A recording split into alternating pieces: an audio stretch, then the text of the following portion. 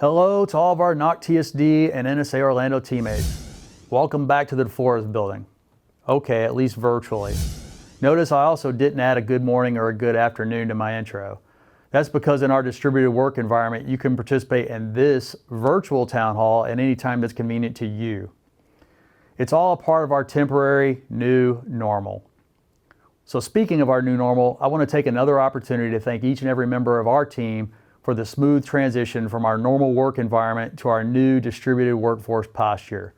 After a little over a month in this posture, I think it's clear to say that you guys did a great job.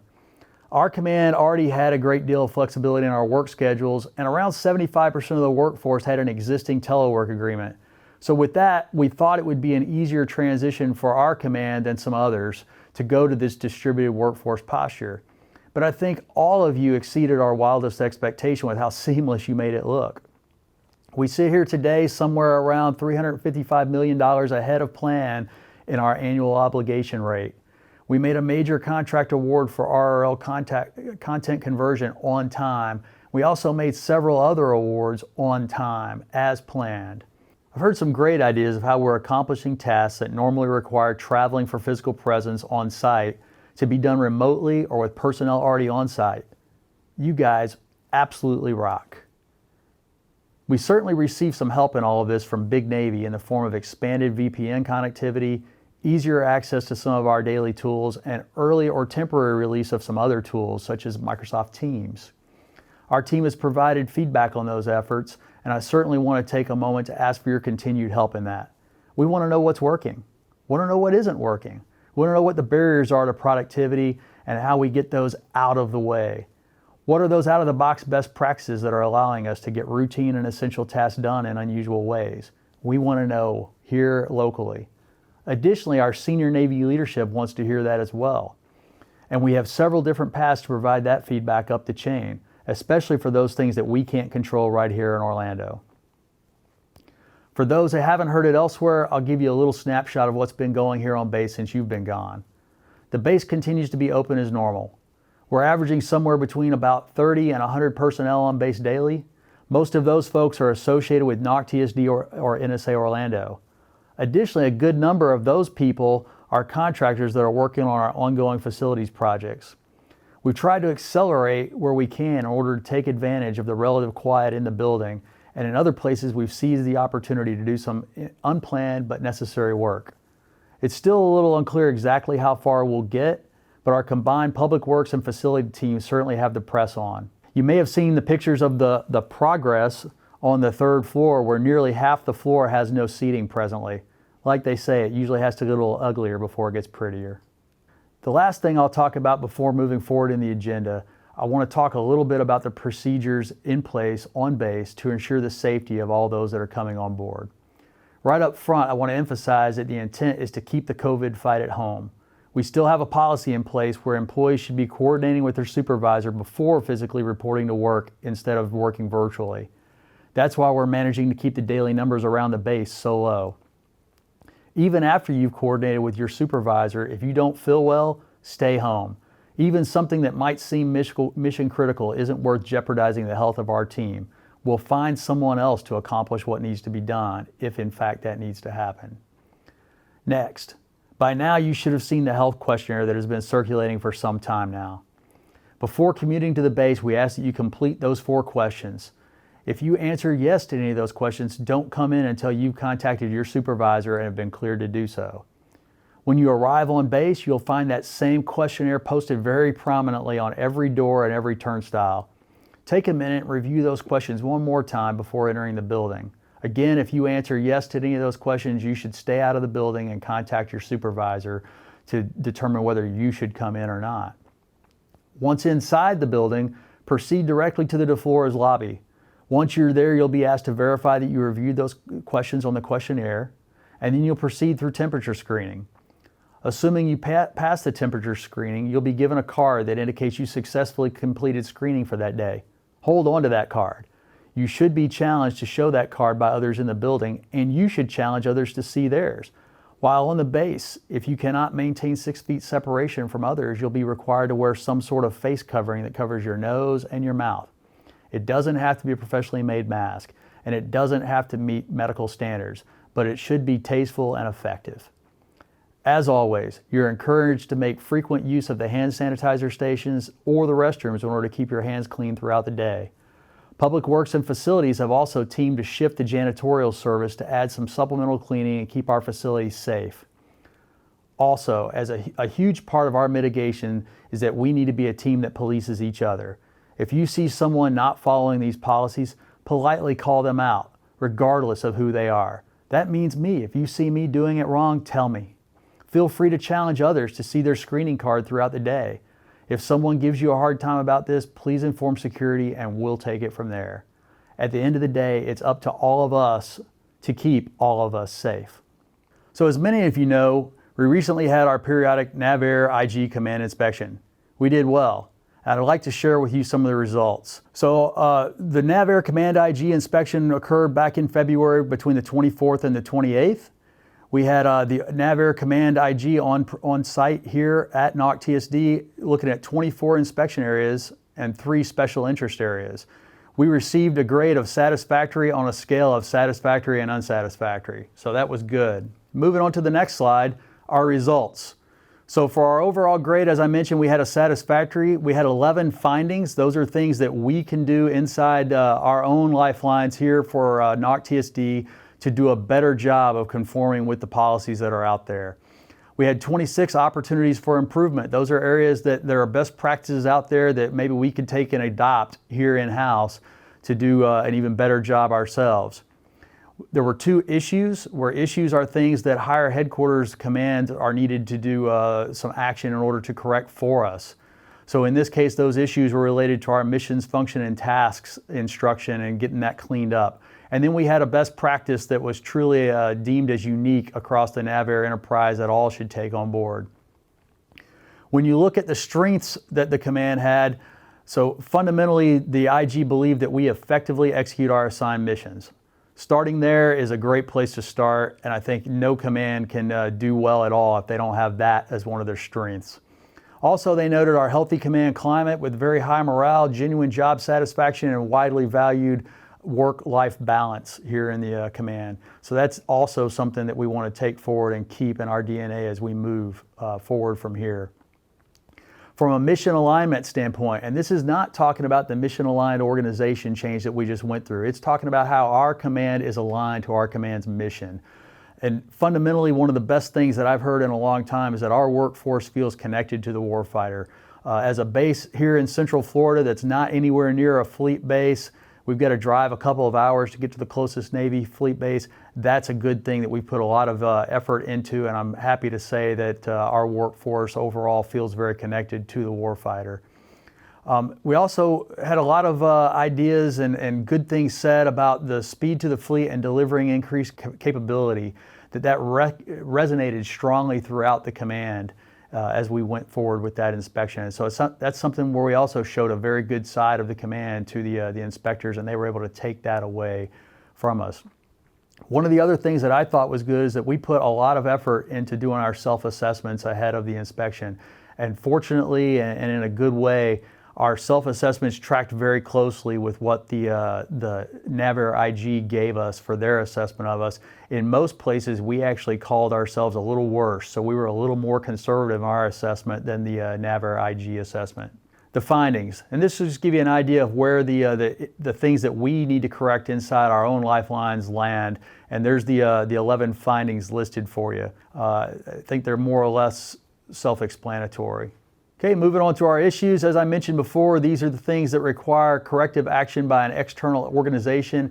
In this case, they'll both be from NOC AD with the action, and they both relate to cleaning up things in our missions, function, and tasks instruction that creates the mission of the command for us, and making sure that instruction is aligned to what we're actually doing and what the fleet needs us to do. The best practice that we had is out of our budget and financial management group, and looking at how we work together between the BFMs and the program managers and the rest of the team in an IPT to do some very unique things in how we enter things into Navy ERP for linking the dollars accepted to the specific program directorate so that we can trace things much more readily in Navy ERP. So great job to the team for coming up with something that was completely unique amongst the NavAir enterprise. And so that wraps up what we got out of our NavAir Command inspection this year. It was, like I said, a very successful undertaking. There's always a little bit of risk when you go an extra year, which we did. Went 5 years since our last one until compared to the normal 4 years that we went, and we did a great job. So thanks to everybody. I want to especially give a shout out to Julie Griffiths from the Command IG office for running point on this particular thing, and all those folks that owned one of those inspection areas or one of the special interest areas. Thanks for your help. So as always here at NOC TSD, when we do a town hall, we like to recognize those team members who have been selected for awards or passed significant milestones in their careers. For specifically this town hall, the awards you'll see scrolling past will be for the Naval Support Activity Orlando Security Force and some of the employees of the quarter and employees of the year that we have to recognize there, and that team that seeks to protect all of us every day working here on board.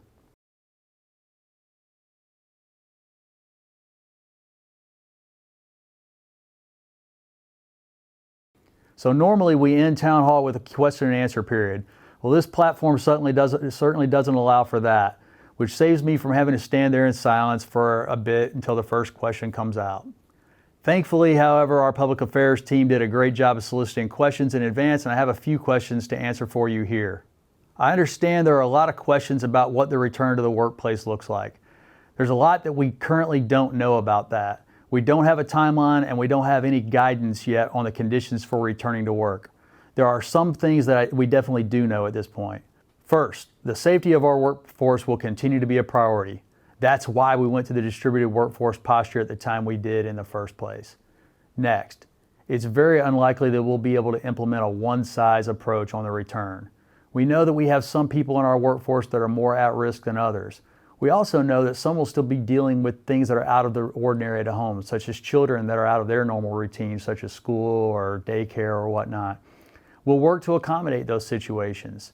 And while we're far from definitive, we also have some things that provide some insight into the time and conditions. SecDef has extended the stop movement and associated limits for onboarding and travel through 30 June. The good news is that there were some changes, and we can onboard folks from the local area and from out of the area so long as the government didn't fund that move. Additionally, if you've seen the President's 3-phase framework for reopening the economy, the first 2 phases encourage maximum telework. Both of these seem to indicate that we'll remain on our current maximum telework posture for a little while longer. So to recap, there's a lot of work ahead prior to returning to work, but be assured that workforce safety and a smooth transition for all are priorities. We'll continue to communicate more as we learn more on this topic. We fielded a few questions about the workspace renovations that are currently ongoing. One of those questions related to using virtual storage rather than hard copies for storage. While that's definitely a desired transition, it's not really driven by the workplace changes that we're undertaking right now. We continue to refine the tools available to our team to facilitate that task, and the digital department is actively seeking your feedback. Another question that we had out there as well had to do with command strategy to address teammates working in close proximity to each other with the new furniture. I'll start on that one by saying that the new furniture doesn't put people significantly closer together because the new layout has individual cubes. This actually provides a little more privacy than our current layout of 2 conjoined cubes. Having had this furniture on the second deck for quite some time now, there hasn't been a lot of feedback about increased noise or decreased ability to concentrate on work. However, I think everyone will recognize that one of the facts of living in Cubeland is that everyone must be considerate of those around them. As an example of courtesy is using the handset or a headset instead of the speakerphone when conducting a telecon. Similarly, with privacy limited, it's probably best to find a quiet place outside when you need to conduct a sensitive personal phone call or whatnot, or find a vacant office or a conference room when needing to conduct personnel matters. I'm sure that many of us are currently practicing this at home with family members teleworking and others connecting for virtual school, so we should be old salty pros at that by now. There were also a lot of questions about what our telework policy will look like after we transition from maximum telework. I'd like to start with 2 points. First, our command telework instruction has a great deal of flexibility and allows most of what we're currently doing in this max telework posture already. Next, feedback on our policies is always welcome, and any proposed changes will be evaluated collaboratively amongst our ELT in coordination with HR, Council, and the union. The real things that are different in our current situation are the relaxation of core hours, more flexibility in work schedules, and that some employees who were previously ineligible for telework were offered the opportunity to do so. With the exception of that final item, those things don't involve our telework policy. Ultimately, we will evaluate how these things impacted our mission and what flexibilities remain and guidance from higher headquarters before making any decisions. But it's clear that we'll have some empirical data to help with making decisions for the future. Secretary Gertz was really clear in some comments he made last week. We want to know what's worked in this environment, whether that's policy, tools, or anything else. If we found something that worked, we want to try to keep it. If we understand that something would have worked with a little bit of change, we need to know that too, so we can add that into the mix. So a great question came in about MAO, looking for examples of where MAO, the mission-aligned organization, has empowered the command and how that empowerment has been flowed down. I'll start reiterating that while MAO may not have seemed like a huge organizational change for our command, it's a big opportunity to control our own fate. We've had some big wins, and we haven't even begun to realize the full scope of its potential. I'll provide a couple of examples for you. Prior to MAO, funds acceptance coming from within the Department of the Navy could be accomplished with locally delegated authority. I signed those documents. With MAO came encouragement to request additional authorities, and we did. Today, the only funds transfers documents that leave the command are those transferring funds to a non-Navy command. And that reduces the number of external approvals to around 4 a year. But more importantly, for every one of those, we saved at least a week in each of the documents being approved for those that were previously sent to NOC-AD for approval. That's a win. With MAO also came empowerments to create and hire new high-grade positions. In the past, those approvals were needed through the various competency-aligned organization chains.